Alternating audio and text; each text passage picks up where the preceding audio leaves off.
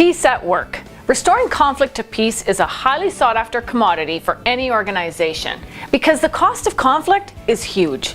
The cost of time, poor decisions, lost productivity, toxic corporate culture, worker turnover, reputational damage, and the legal cost, wicked. But the financial burden is just one part. There's a gigantic human cost as well, stress. Did you know that most debilitating source of workplace stress comes from mismanaged relationships?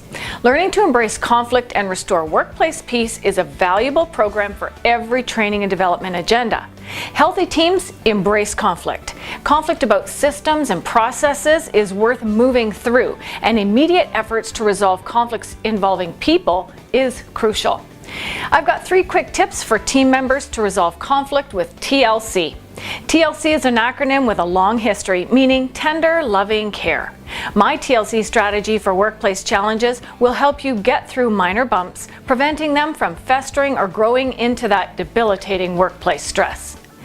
T is take responsibility. Tap your full power by avoiding the blame game and take responsibility for making relationships work. L is for listen. Understanding the other person's perspective is your best defense. Listen with the intention of understanding, not responding, not defending. Just seek to help the other person feel understood.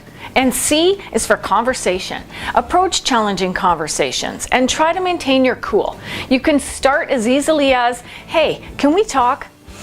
Communication is an art, not a science, so it doesn't have to be perfect, but your intention to restore conflict to peace will guide you in a good way. So try to resolve conflict with TLC.